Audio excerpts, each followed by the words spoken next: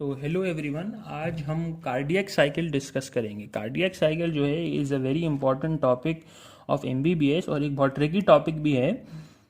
तो इसमें अक्सर मिस्टेक्स होती हैं। तो आज हम पूरी कार्डियक साइकिल की डेफिनेशन, कार्डियक साइकिल टाइम और उसका पूरा मैकेनिज्म डिस्कस करेंगे। तो व्हाट इज़ कार्डियक साइकिल? तो cardiac cycle is the cyclic repetition of events of the heart from one beat to the another. तो कार्डियक साइकिल में एक हार्ट बीट से दूसरे हार्ट बीट के दौरान हमारे हार्ट के अंदर जो इवेंट्स होते हैं, साइक्लिक इवेंट्स होते हैं, उसको प्रॉपर फैशन में जब अरेंज करके हम पढ़ते हैं तो that is cardiac cycle. Cardiac cycle जो है वो एक प्रॉपर टाइम में रन करती है, एक प्रॉपर टाइम होता है उसका।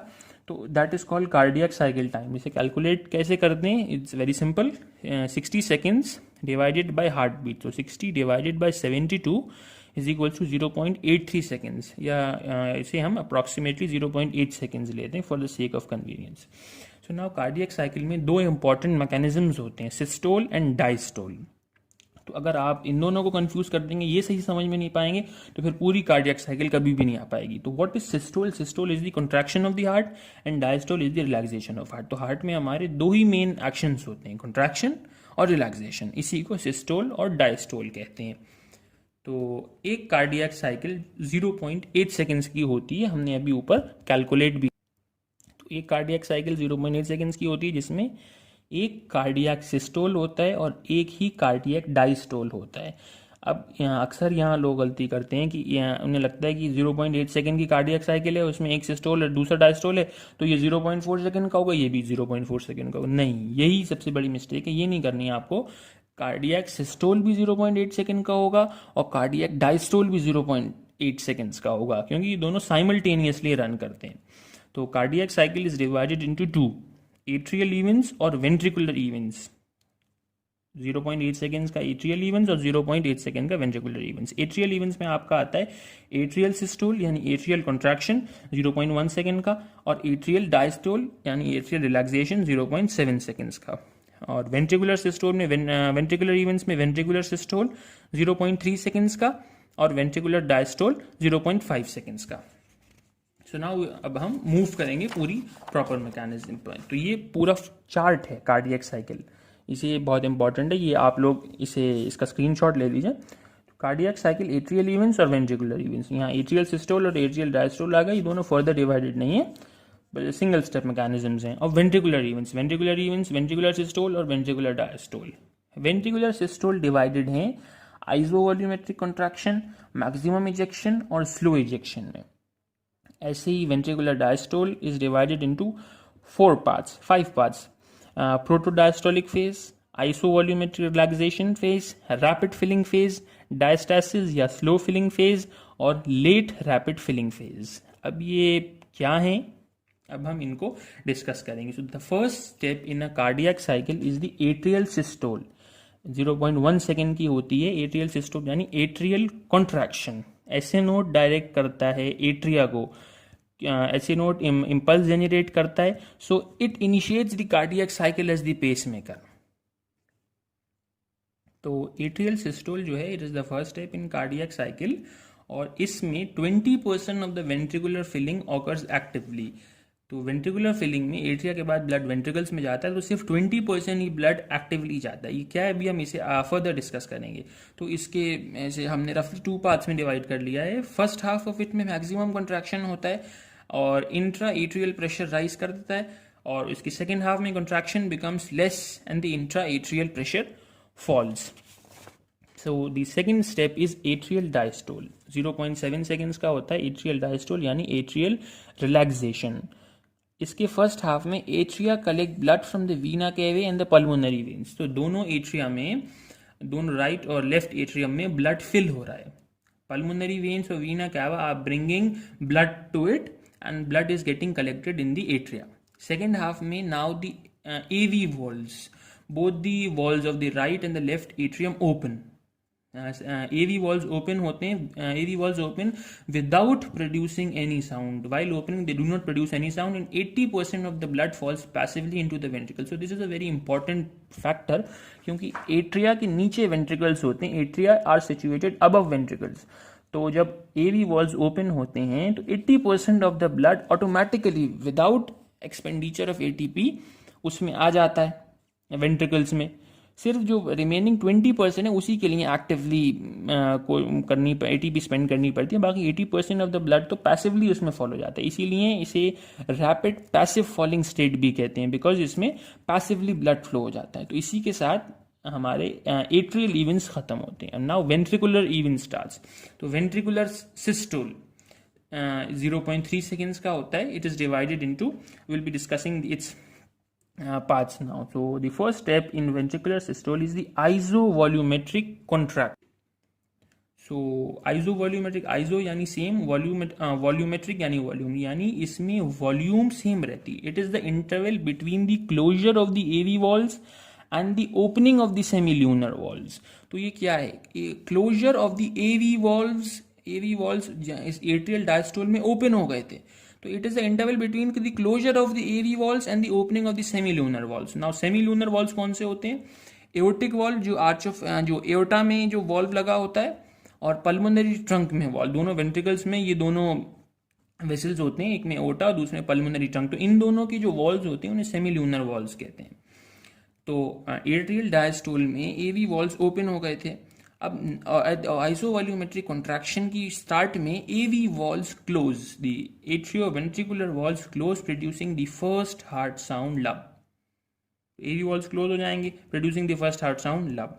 अब इसमें now the AV valves are close and the semilunar valves are also close, so the ventricles contract as a close chamber, क्योंकि ब्लड कहीं जाएगा तो नहीं, तो वेंट्रिकल्स कॉन्ट्रैक्ट करेंगे एज अ क्लोज चेंबर, और hence the intraventricular pressure rises. IV pressure जो होता है वो इंक्रीज करेगा। As IV pressure increases it becomes IV pressure begins to increase, और ऐसा टाइम आएगा कि जब ये IV प्रेशर एओर्टिक प्रेशर और पल्मोनरी ट्रंक के प्रेशर दोनों से ज्यादा हो जाएगा, then the semilunar valves will open and the phase ends.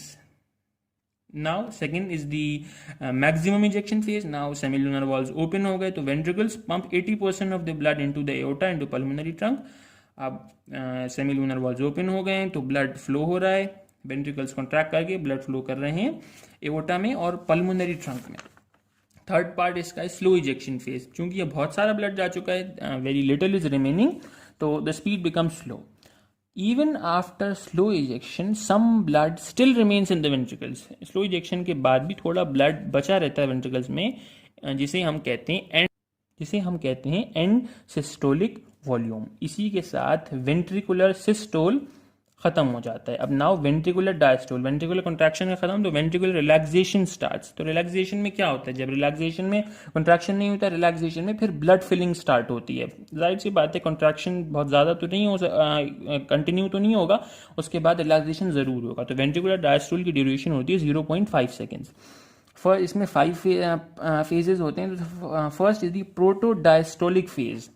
It is the interval between the onset of diastole and the closure of the semilunar valves. पिछले phase में हमने पढ़ा था कि सेमील्यूनर वॉल्व्स ओपन हुए हैं, क्लोज, तो प्रोटोडायस्टोलिक फेज है सेमील्यूनर वॉल्व्स के क्लोज होने में के बीच में, और डायस्टोल यानी रिलैक्सेशन की शुरुआत में, इन दोनों के बीच में जो टाइम इंटरवल है उसको हम प्रोटोडायस्टोलिक फेज कहते हैं। तो इसमें क्या होता है, अब चूंकि वेंट्रिकुलर, जैसे हमने इससे पहले पढ़ा था कि वेंट्रिकुलर अपना सारा ब्लड पंप कर चुके होते हैं, तो they now relax. IV pressure जो फॉल होता है, IV प्रेशर फॉल होता है, तो immediately the semilunar valves close, producing the second heart sound dub. अब चूंकि इसमें ब्लड तो बचा नहीं, IV pressure, intraventricular pressure fall हो जाता है। To prevent the back flow of blood from the aorta and the pulmonary trunk, the semilunar valves close and producing the second heart sound. This is how the phase ends. Now the second is the isovolumetric relaxation phase. ये क्या है? It is the interval between the closure of semilunar valves and the opening of AV valves. तो आइसोवॉल्यूमेट्रिक relaxation phase में क्या होता है, हमने पढ़ा था कि इससे पहले प्रोटोडायस्टोलिक में सेमील्यूनर वॉल्व्स तो क्लोज हो गए, तो ये इंटरवल है सेमील्यूनर वॉल्व्स के क्लोज होने और AV वॉल्व्स के दोबारा ओपन होने में। Now ventricles contract as a close cavity. IV pressure जो है फॉल करेगा, IV प्रेशर हल्के हल्के फॉल करेगा, फॉल करते करते जब वो एट्रियल प्रेशर से नीचे हो जाएगा। अब नाउ एट्रियम में हमने देखा था कि एट्रियम में तो फिर से ब्लड कलेक्ट करना शुरू हो गया, तो जब IV प्रेशर एट्रियल प्रेशर से भी नीचे हो जाता है, तो AV valves open and the blood flows into the ventricles passively. क्योंकि एट्रिया ventricles के ऊपर होते हैं, AV valves open and the blood flows into the ventricles. The next is rapid filling phase. Now blood rushes rapidly from the atria into the ventricles, producing the third heart sound. Now fourth is diastasis or the slow filling phase. So after बहुत सारा blood आ जाता है तो फिर उसकी speed कम हो जाती है. Atrial pressure falls and ventricular pressure begins to rise. क्योंकि एट्रिया का ब्लड तो सब वेंट्रिकल्स में आ गया, तो एट्रियल प्रेशर जो फॉल हो जाता है वो ventricular pressure begins to. So the last phase is the late rapid filling phase. इससे पहले हमने पढ़ा था डायस्टेसिस था, तो डायस्टेसिस में ज़्यादातर ब्लड आ चुका था वेंट्रिकल्स में. नाउ जो रिमेनिंग ब्लड है एट्रिया में वो थोड़ा सा है. So now the atria contract और जो रिमेनिंग ब्लड है it enters the ventricles producing the fourth heart sound. तो उसके बाद फिर ऐसे नोट अगेन जनरेट्स इम्पल्सेस और फिर atrial systole and then again the cycle is repeated. So this was the entire cardiac cycle. अब इसका एक बहुत अच्छा डायग्रामेटिक रिप्रेजेंटेशन पाई चार्ट की फॉर्म में है, वो आप लोग एक बार और देख लें. So this is the entire cardiac cycle. और ये पूरा चार्ट बहुत हेल्पफुल है क्योंकि इसमें आपको सारे इंपॉर्टेंट पॉइंट्स भी हैं with their time interval. So it starts with the atrial systole. So inner circle जो है ये एट्रियल इवेंट्स को डिस्क्राइब करता है और बाहर वाला वेंट्रिकुलर इवेंट्स को डिस्क्राइब करता है. तो it starts with the atrial systole. उसके बाद atrial diastole. Cycle goes this way. Atrial diastole के साथ वेंट्रिकुलर सिस्टोल है. So because both of them occur simultaneously, 0.2 second to 0.3 seconds isovolumetric contraction है इसमें. AV walls close, producing the first heart sound. इसके बाद there is the rapid ejection phase, then is the slow ejection phase, and here is the end systolic volume part. उसके बाद this is protodiastole, and this is where the semilunar valve close, producing the second heart sound. फिर isovolumetric relaxation, फिर rapid filling, which produces the third heart sound. Then is the slow filling diastasis, and again we're back to the first step, which is the atrial systole, and is also the last rapid filling state, producing the fourth heart sound. So this was the entire cardiac cycle. So do like the video and comment and tell me how was it. Do tell me how was the video, and और अगर आप लोगों को अच्छा लगेगा तो then I will make another video on heart sounds. Thank you.